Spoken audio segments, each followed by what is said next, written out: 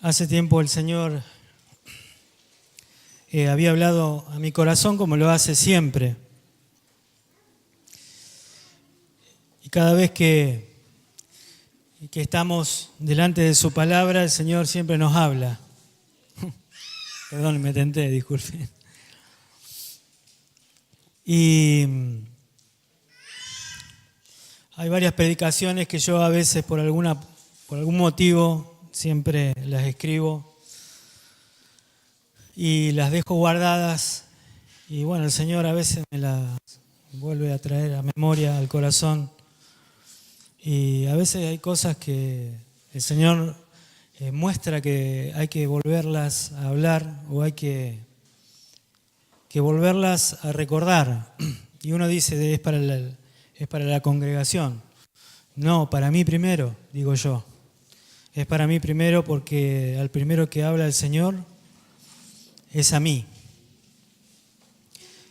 Y hay una predicación que hace tiempo que compartí donde hablaba de victorias de David, o la victoria más importante que para mí, esto es una opinión personal, tuvo David, y es la que tuvo contra los jebuseos. Y uno dice, bueno, pero ni siquiera la Biblia hace demasiado espamento o digamos demasiado énfasis en esta victoria. Y parecería ser de que la palabra hace una mención, pero también hace una mención al comportamiento de los jebuseos y a la burla que le profirieron a David a causa o a la burla provocativa, porque lo menospreciaban. Y en ese momento hablaba de los enemigos internos, de los enemigos interiores, que son aquellos que nos conocen, aquellos que saben cómo somos, aquellos que a veces preferimos llegar a un acuerdo o preferimos convivir con aquellos pecados o con aquellas cuestiones que, como hizo Saúl, como hizo en la época Josué conquistó la tierra, pero durante muchos años pasaron muchos profetas, pasó Saúl también, y Saúl lo que hizo fue simplemente llegar a unos acuerdos. Pero la reflexión básicamente que llegaba en ese momento es que cuando domina la carne, cuando domina la voluntad humana, el pensamiento humano, difícilmente tomemos decisiones radicales. Cuando el Señor implica o nos orienta o nos muestra claramente que tenemos que tomar posiciones radicales. Somos muy propensos a ser muy políticos, entre comillas, en este aspecto y a llegar a acuerdos. ¿Por qué? Porque creo que hasta es más fácil y más cómodo. Creo que llegar a un acuerdo con el pecado que vengo trayendo en mi vida cristiana, es mejor a veces levantar una banderita, me estoy rindiendo, necesito llegar a un acuerdo con vos, así puedo vivir mi vida mediocre, a medio andar, en vez de decir, bueno, te desarraigo en el nombre del Señor Jesucristo y lo hago en fe, por más que sé que soy débil y que no puedo por mis propias fuerzas porque justamente soy débil. Pero dice la palabra que todo lo puedo en Cristo que me fortalece, amén. Y que esta fortaleza que no está en mí, sí está en Jesús, aquel que venció en la cruz del Calvario y que hizo posible que nosotros podamos vencer en fe, no porque tenemos grandes capacidades, porque somos muy capaces, muy inteligentes o somos muy astutos, sino porque obramos en fe. Y ahí es donde actúa nuestro Dios y empieza a hacer la obra transformadora en cada una de nuestras vidas. Una de las cosas, un domingo a la mañana predicaba con los chicos de la casa y le decía, haciendo referencia a los enemigos interiores, y una de las expresiones que dije en ese momento, creo que la familia es uno de los enemigos principales de nuestras vidas. ¿Por qué? Porque en nuestra familia siempre nos conocen, saben cómo somos, saben qué pensamos, saben nuestras debilidades, saben dónde. Yo me acuerdo cuando era chico, mis hermanos, todos sabíamos hasta dónde teníamos hasta dónde llegaba nuestra paciencia. Entonces nos provocábamos a propósito porque sabíamos dónde sacar provecho de alguna circunstancia. Cuando éramos chicos haciendo bromas, pero después cuando fueron más grandes las cosas comienzan a ser diferentes. Y hay un pasaje bíblico que el Señor me mostró que nunca le había prestado demasiada atención. Hablando justamente de la familia como aquel instrumento que muchas veces nosotros tenemos en alta estima y que aún estas cuestiones, estos mandatos familiares que son tan fuertes en nuestras vidas, a veces le digo, no está mal, tenemos nuestra familia, hay que respetar a nuestros padres, a nuestros hermanos, no los vamos a desechar, pero vamos a leer lo que dice la palabra con respecto a esto, no hay que desecharlos, vuelvo a repetir esto, hay que obrar según lo que nos dice la palabra del Señor. En el libro de Jeremías, si usted me acompaña, Jeremías 12.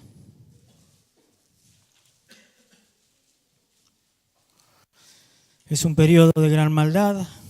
Josías había muerto en batalla y llegaron al poder hombres malvados. El rey Joacín de Judá era un hombre que no amaba a Dios ni quería seguir sus preceptos, era un hombre corrupto. No así, Josías había sido un hombre que temió a Dios, sin embargo muere de una forma muy extraña, ¿no? Porque en una batalla es sorprendido también por una flecha y muere en batalla. Pero no voy a entrar demasiado en detalle en esto, pero sí quiero que vamos a seguir esta lectura. Son unos versículos nada más a partir del 1 del capítulo 12.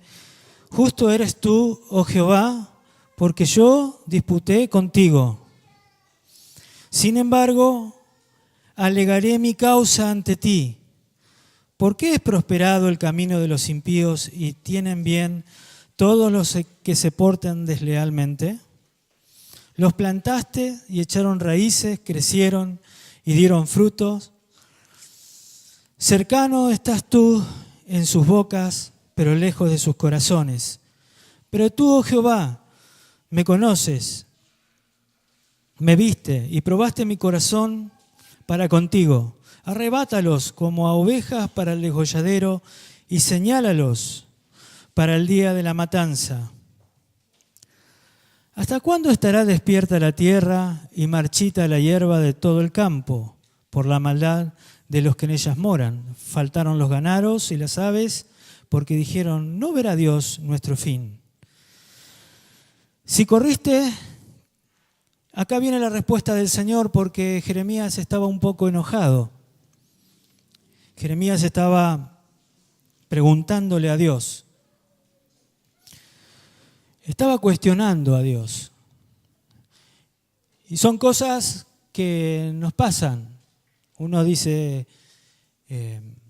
un buen cristiano no cuestiona a Dios. A veces pasamos por momentos difíciles y que le preguntamos al Señor, Señor, ¿y esto por qué así?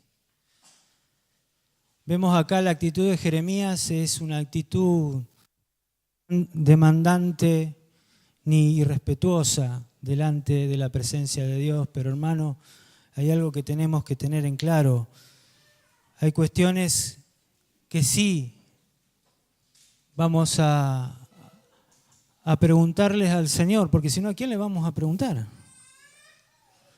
¿Con quién vamos a entablar una conversación? No digo vamos a ponernos rebeldes con el Señor y vamos a cuestionarlo a Dios, pero hay cuestiones que sí tenemos que venir delante de los pies de Cristo y rendirla delante de los pies de nuestro Dios y preguntar para aprender, no demandando y no acusando. La actitud de Jeremías era una actitud de dolor, porque veía lo que seguramente vemos todos, o vemos muchos de nosotros hoy en día.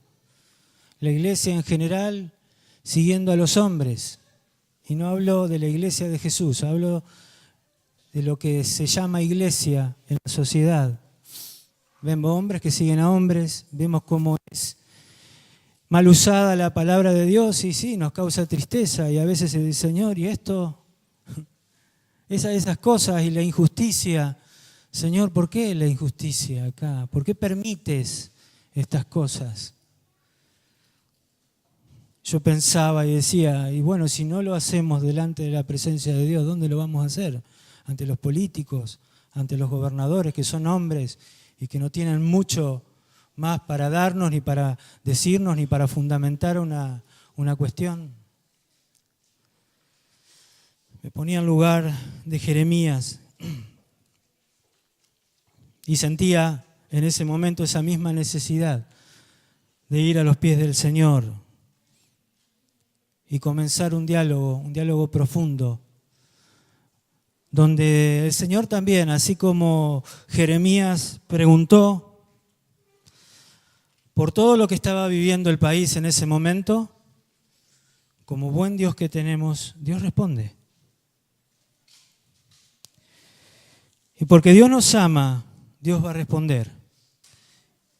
Y porque amamos a Dios, como este hombre amaba a Dios, y créanme que este hombre estaba absolutamente solo. Creo que Jeremías hasta este momento pensaba que no estaba solo. Pero ahora viene una revelación de Dios donde lo sitúa en un lugar de mucho dolor a él.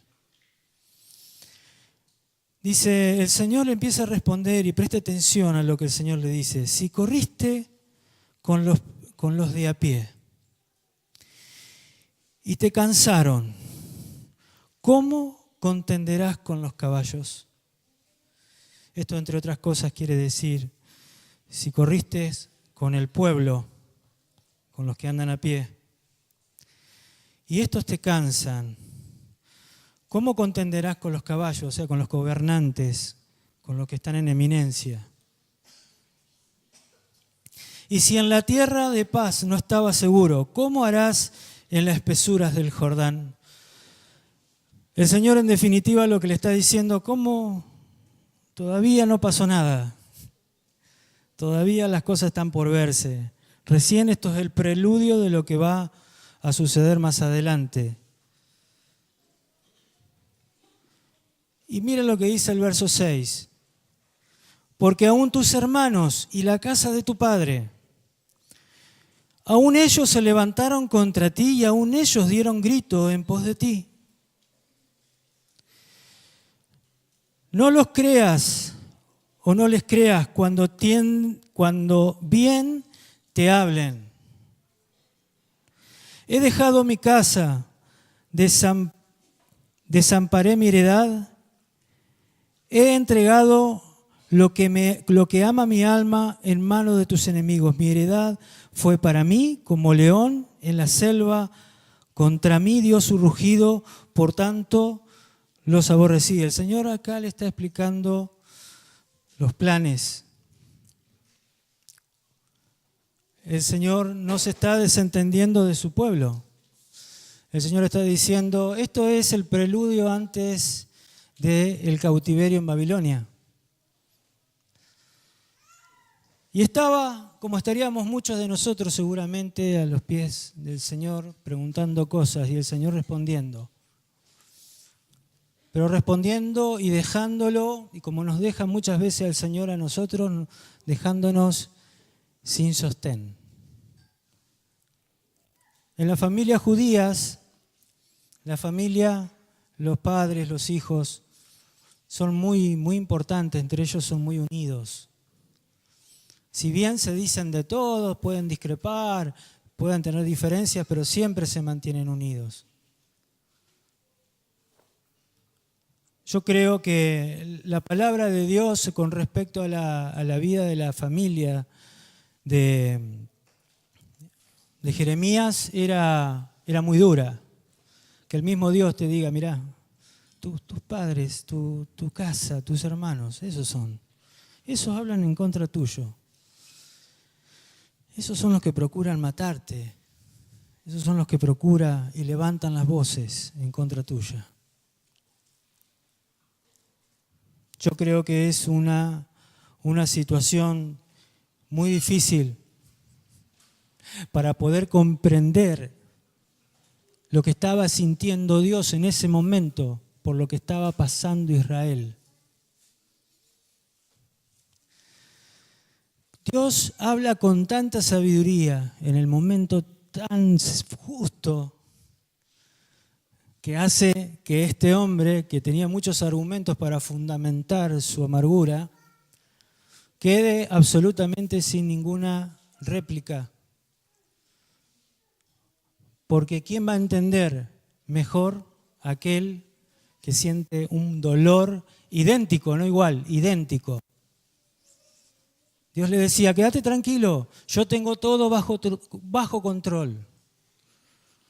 ¿Acaso yo me he desentendido de mi pueblo? Se van a ir, pero yo los voy a traer otra vez. Los restauraré, los voy a bendecir.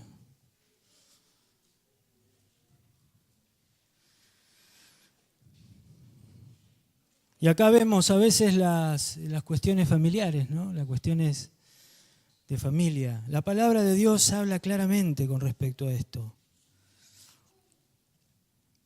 Mateo 10:36 dice la palabra: los enemigos del hombre serán los de su misma casa. Wow, ¿y esto?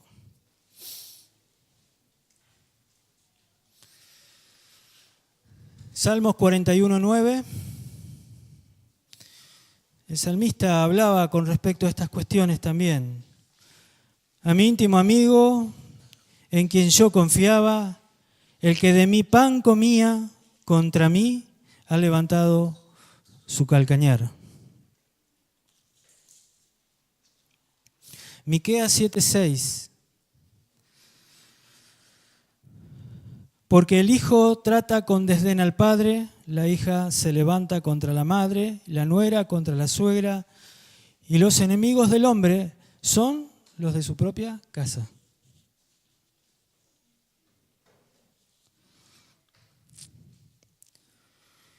Bueno, y Jeremías 12:6 dice: aún tus hermanos, miembros de tu propia familia, se han vuelto contra ti, conspiran y se quejan de ti. No confíes en ellos, no importa lo amable que sean con sus palabras. Y también el Señor Jesucristo hablaba con respecto a esto. Habla con respecto a esto, pero habla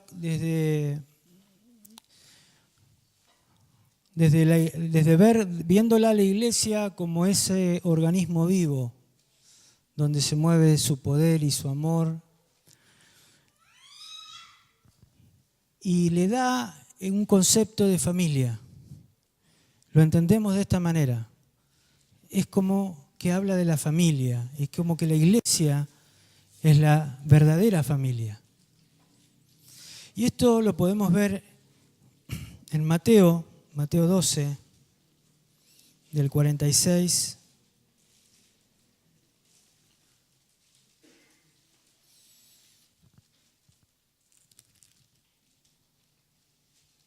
del 46 al 50.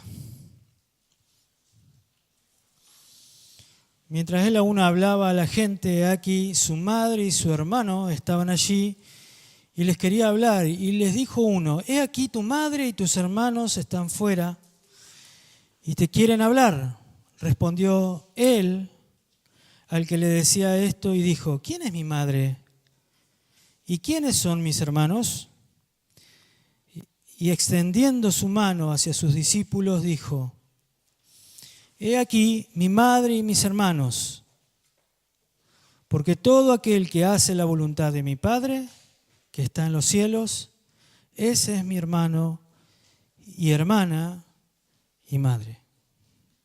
Aleluya. Bendito sea el Señor.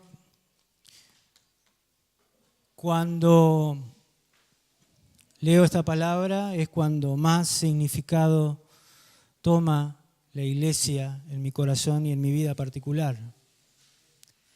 Es cuando puedo ver en la iglesia del Señor a mis hermanos, a mis padres, a mi hermana, a mi hermano, a quienes amamos, a quienes están siempre, a quienes oran por nosotros, a quienes realmente se preocupan por nuestras vidas, a quienes con virtudes y con defectos están incondicionalmente con nosotros y nosotros podemos estarlo con ellos. A quien en la iglesia algunos te dicen papá, otros te dicen vos sos como mi hermano, vos sos como mi amigo, yo tengo confianza, hay cosas que se construyen, hay cosas que se crean que parecen que no estarían en la palabra, pero acá el Señor Jesucristo lo deja bien claro.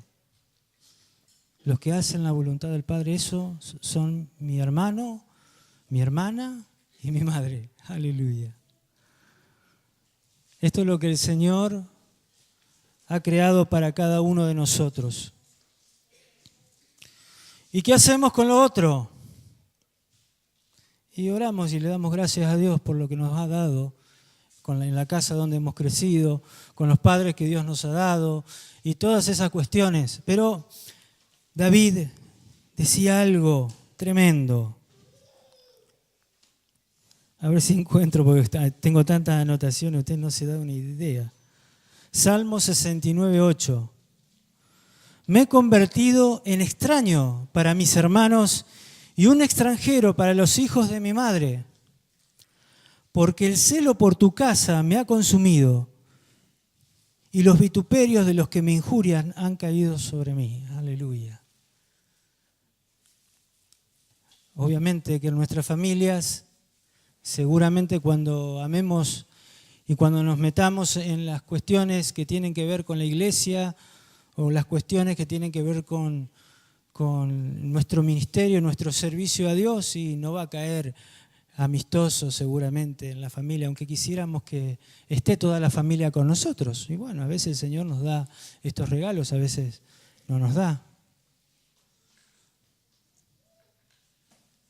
Pero, querido hermano, Dios nos ha dado la iglesia. Tenemos todo. Estamos completos. No nos falta nada. Si no tenés papá, no tenés mamá, no te preocupes. Dice la palabra del Señor: aunque mi padre y mi madre me dejare, tan solo Jehová me recogerá. El Señor no se desentiende de nadie. Esto es la iglesia. Esta es la familia que tenemos, donde vamos a recibir el amor verdadero de Dios. Donde no vamos a tener que tener cuidado con estas cuestiones de guarda que en cualquier momento viene el latigazo por atrás. Ahí Jeremías había recibido la palabra del Señor y seguramente lo había afligido mucho. Y seguramente lo había entristecido más todavía, a pesar de todo lo que él veía ya, ¿no? Que seguramente todos nosotros vemos cuestiones humanas Pero valoremos lo que tenemos, hermano, esto es lo que te quiero decir. Valoremos lo que el Señor nos ha dado. Valoremos al hermano que tenemos. Digamos lo que tengamos que decir, alentemos a nuestros hermanos, estemos juntos. Aprovechemos los momentos, no solo para reírnos y chacotear, sino para mirarlo a los ojos y poder proyectarnos también en la vida del otro y decir, y ver esa unión que el Señor ha formado, ver lo espiritual, ver lo que Dios ha hecho, ver lo que Dios quiere hacer. Aleluya. Yo puedo ser de mucha bendición para mi hermano, pero si estoy todo el día con el celular ahí mirando, muy difícil, ¿no? Qué lindo volver a las cosas humanas que antes nos atravesaban y nos cambiaban. Yo me acuerdo, era muy amigo, yo tenía un amigo de la infancia y jugábamos mucho y hablábamos mucho, hablábamos. Jugábamos y estábamos horas solos callados, pero sabíamos estar juntos. Hoy yo veo a los chicos y veo a los grandes y eso se ha perdido. Pero ¿sabe qué, hermano? Vengo a la iglesia y veo en la iglesia y veo las cosas que Dios está haciendo y hay un aliento en mi corazón, porque hay algo que no debemos perder. El mirarnos a los ojos, el bendecirnos, el poder estar juntos y poder hacer eso que la familia hace, contiene y está en el momento que tiene que estar, aún sin decir una palabra, estando solos juntos, nada más. Qué bendición Dios nos ha dado con la iglesia. Aleluya. Qué bendición. Cuántas cosas Dios quiere revelarnos, cuántas cosas más el Señor quiere revelarnos. Por eso, hermano, si pensamos que nuestra familia, los mandatos familiares, gobiernan o gobiernen nuestras vidas, y no es lo que nos dice la palabra de Dios. El que quiere servirme y ama más a su madre, a su hermano, a su padre, no es digno de mí, dice el Señor. No hay que dejar de amarlos ni de estimarlos para nada. Pero David decía, mis hermanos se hicieron extranjeros por mi celo. Y no importa que me vituperen, no importa que hablen mal de mí, no me interesa, porque yo estoy en la presencia de Dios y lo que Él quiere es lo que a mí me moviliza, es lo que necesito. Es una relación de amor, es una relación profunda y verdadera que tiene que haber en cada una de nuestras vidas por nuestro Dios.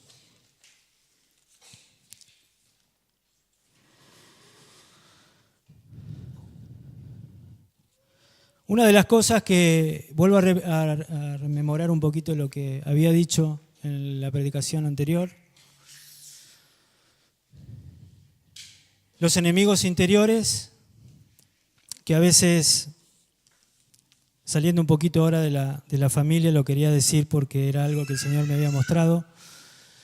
Pero estos enemigos interiores son los que nos conocen, son los que conocemos, son los que nosotros a veces acariciamos y dejamos que ganen la batalla y permitimos. Quiero que vayamos a Romanos 8, del 1 al 2.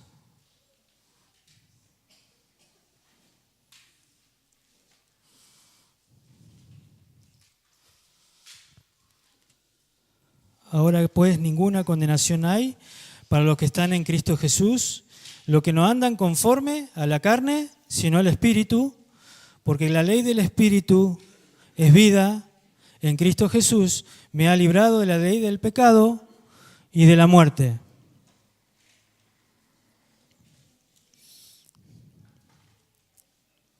Segunda de Corintios 10:4.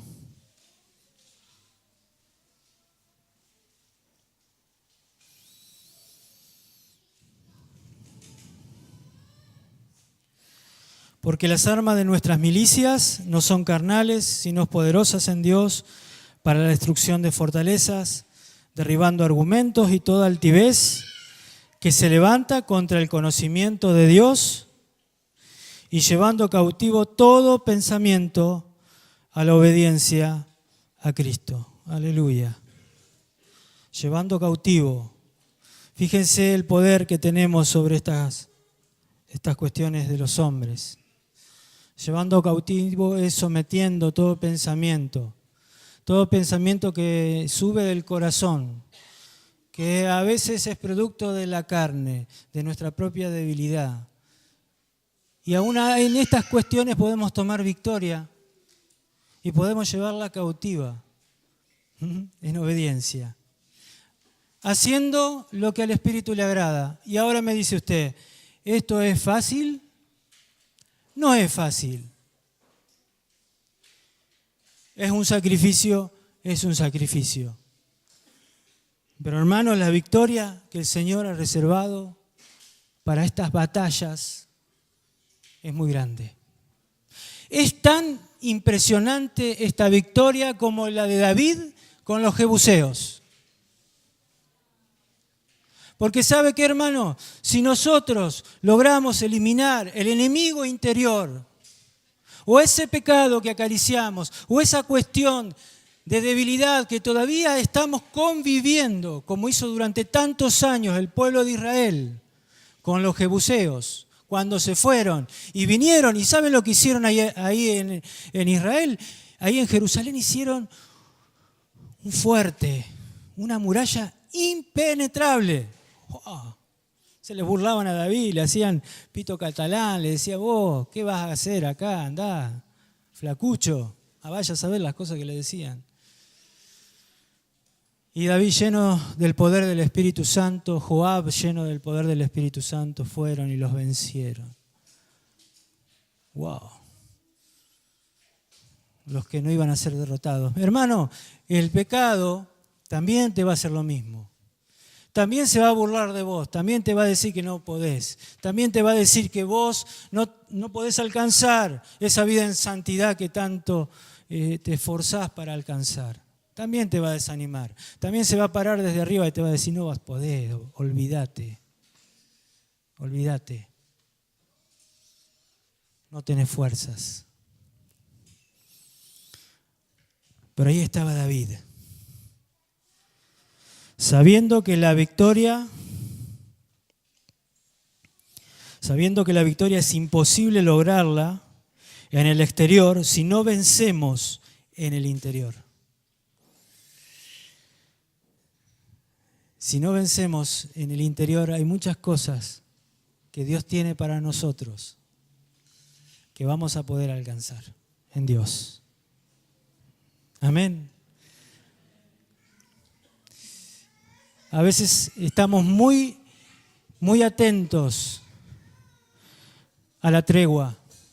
Hermanos, tenemos que ser más violentos en estos aspectos.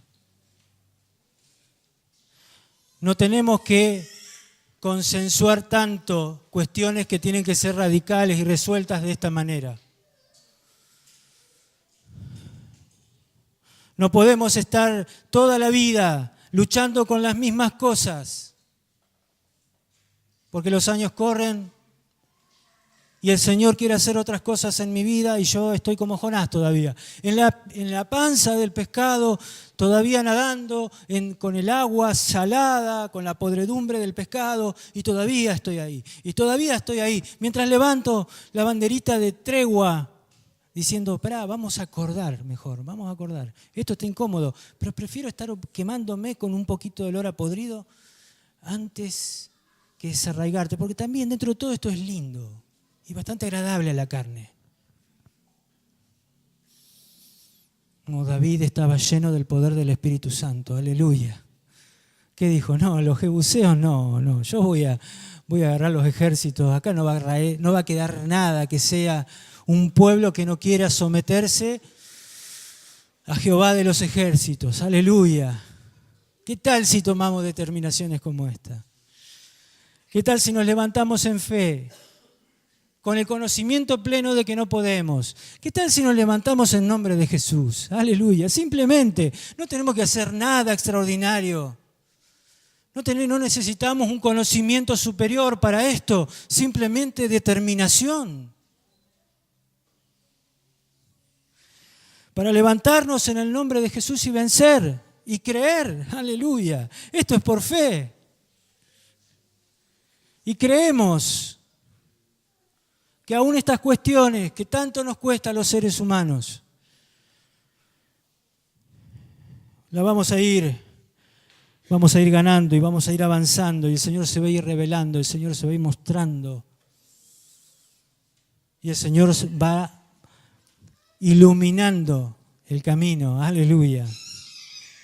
¿Vieron cuando recién me acordaba de Jeremías hablando de luz?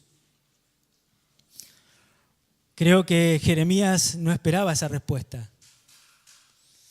El Señor siempre trae luz. Cada vez que venimos sinceramente delante del trono de la gracia.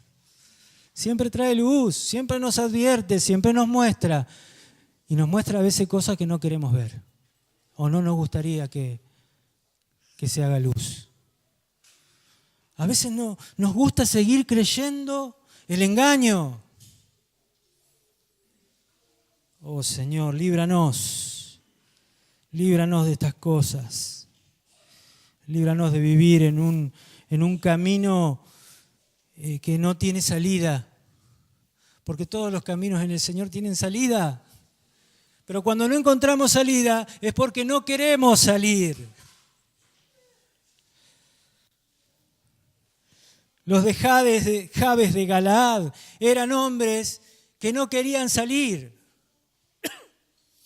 Eran hombres que estaban del otro lado del Jordán. Ya directamente no cruzaron el Jordán porque esas tierras eran lo suficientemente cómodas para eso. Era cómodo. Y a veces también nos acostumbramos a las comodidades de esta vida. Y pensamos que sirviendo al Señor en el lugar donde estamos cómodos lo vamos a servir mejor. ¡Mentira! Eso nunca fue así. Vamos a servirle mejor a Dios estando en el lugar donde Él quiere que nosotros estemos. Y déjeme decirle algo, querido hermano. Los lugares donde el Señor nos va a poner no van a ser cómodos.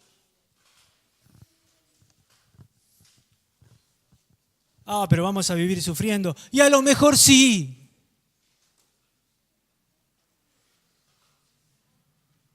Pero con el gozo que sentía Pablo de estar en la cárcel, maltratado, apedreado, le dieron como 40 latigazos menos uno por ahí, lo dieron por muerto y se levantaba igual y seguía adelante.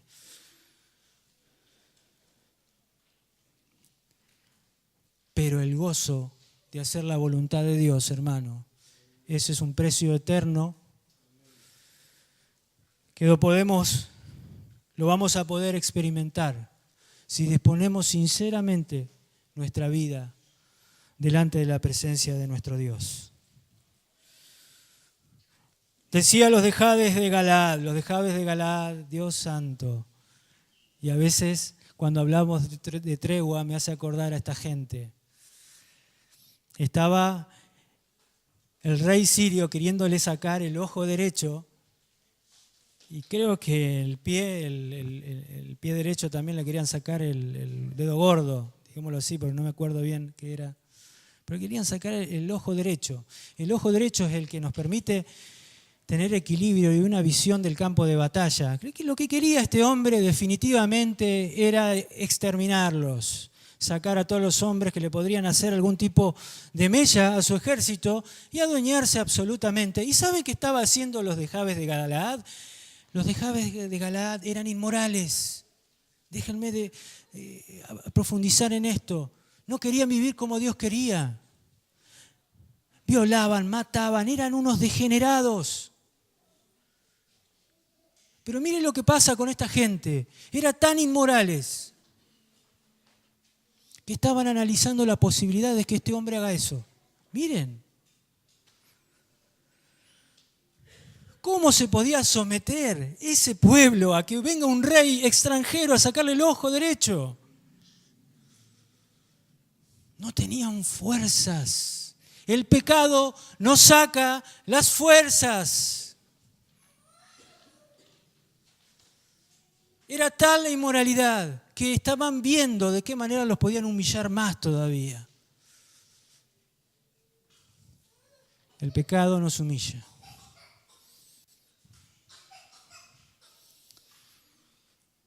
Hasta que vino Saúl, una de las pocas cosas buenas que hizo Saúl, lleno del poder del Espíritu Santo, reunió a todo el ejército de Israel y fueron contra este rey y lo vencieron. Pero hermanos, que estemos siempre llenos del poder del Espíritu Santo. Que no tengamos que estar negociando con el pecado. Que no tengamos que estar a merced del enemigo, porque nuestra vida está en medias tintas y corre a medias tintas y anda a medias tintas. Esto es muy importante. Este camino es muy excelente para que lo vivamos de cualquier manera. Quiero animarte, querido hermano, animarte a que valoremos lo que Dios nos dio, la iglesia. A que miremos el camino de la fe realmente con un deseo profundo de que el Señor forme en nosotros estos hombres y estas mujeres que aman a Dios y que son restablecidos y que son fortalecidos en el Señor y que salen adelante y que viven en santidad y que van venciendo y que se desarrollan y que crecen espiritualmente, que salen de las modas de este mundo, que confrontan y lo hacen con fundamentos porque son espirituales. Aleluya. Una generación como esta es la que se viene, una generación que no tiene medias tintas. Una generación mientras el mundo sigue cantando victoria por este camino de destrucción que va dejando a miles y miles de personas y de jóvenes sin posibilidades, la iglesia se levanta fuerte con muchos jóvenes que se levantan porque quieren servir a Dios de verdad, que no se van a dejar ganar, que no se van a dejar atropellar, que tienen en claro qué es lo que quieren. Hermanos, oremos por nuestros hijos, porque ellos son los que van a seguir. Y nosotros colaboraremos en algo, nada más, si es que nos toca. Pero que estemos siempre llenos del poder del Espíritu Santo, que estemos siempre dispuestos a hacer lo que Él nos pide. Que estemos siempre con un corazón que le ama, que le busca, que le necesita, que le implora. Así que, querido hermano, te aliento a esto nada más, le pido a los músicos si pueden